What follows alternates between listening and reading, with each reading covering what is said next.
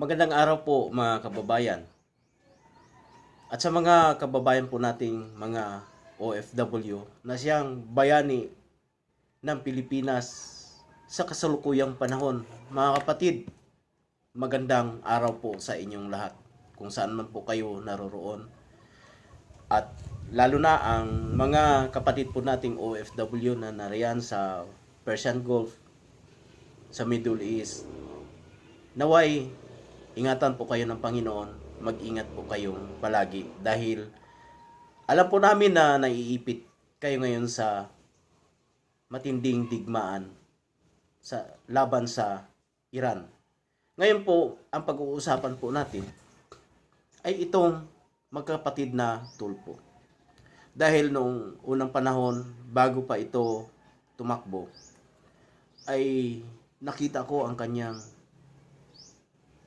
pagsusumikap na matulungan ang maliliit nating mga kababayan. Ang iba ay nabibigyan ng katarungan, naaaksyonan, lalo na sa kanyang programa na RTIA. Sabi ko, ito na siguro ang taong isa sa magpapatino ng Pilipinas. Ngunit noong doon humangan ako lalo noong panahon ni BBM na nag-iimbestiga si Raffy Tulfo sa PCSO, mga kaibigan. Ngunit nagtataka tayo kung anong dahilan. Bakit hindi po niya pinagpatuloy ang nasabing investigasyon? Wala lang yung po yun sa bilang isang mamamayan, bilang isang observer. Wala lang po yun. Siguro, naplansa na naayos na yung problema sa PCSO. Itong huli, dahil sa malawakang korupsyon sa flood control project, dito ko napatunayan na hindi pala ito ang klaseng senador na magpapatino sa Pilipinas. Kundi ito palang senador na ito ang siyang mismong sisira sa batas at lalabag sa batas ng Pilipinas. Siya mismo na unang nagsabi na sometimes you need to bend the law. Doon po hindi pa ako makapaniwala. Naturingan kang mambabatas pagkatapos ikaw mismo ang magbabaluktot ng batas. Taliwas doon sa panindigan ni Senador Rodante Marcolita. At sinuportahan po ito ng kanyang kapatid na nakababata na si Senador Erwin Tulfo. Nung nasa pa po ito, nasa ABS-CBN sa Magandang Umaga Bayan ba yun?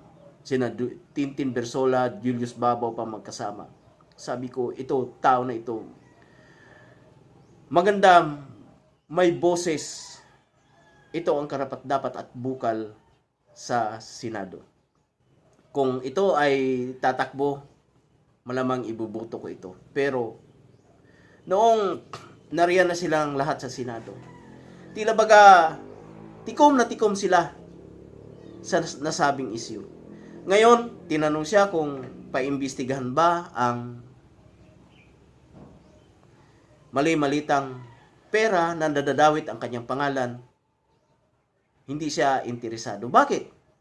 Takot ba siya na humarap ang 16 na Marines at 2 Philippine Army? Kasama na rin si Orly Gutesa na haharap at mag-testify na maraming kasangkot sa Senado. At isa rin sa tinuturo ay si Tito Soto. Ngayon, mga kaibigan, tila nasayang lang ang boto ng maraming mga Pilipino sa taong ito, pati na rin ang mga OFW. Dahil para baga pag yung pinagsisilbihan nila ay parang hindi naman ang bayan kundi ang pareho nilang politiko. Hindi sila para sa bayan, kundi para sila sa isang partido lang. Wala kang maririnig sa dalawang magkapatid na ito ang patungkol sa nakawan simula nung 2022 o 2023 hanggang sa kasalukuyan. Marami pong nawala, mga kaibigan, sa pondo ng taong bayan dahil sa ang dami simula po sa House of Crocodiles papunta sa Senado ay parang nagkakaisa sila na tikom ang kanilang mga bibig. Sa kabila po ng malawakang anomalya na nangyayari sa bansa po natin. Kaya nga po, sabi ko, tatakbong muli si Rapi Tulfo. Ang masasabi ko lamang po, opinion ko po ito. Kayo, kung ano po ang opinion ninyo, ay malugod ko pong iginagalang, buong respeto po. Dahil ako, hindi pala paglilingkod sa bayan ang nakikita natin sa magkapatid na ito. Ngayon, re-eleksyon ni si Senador Rapi Tulfo. Hindi ko na po siya ibubuto dahil nawala po yung paghanga ko sa kanya noon.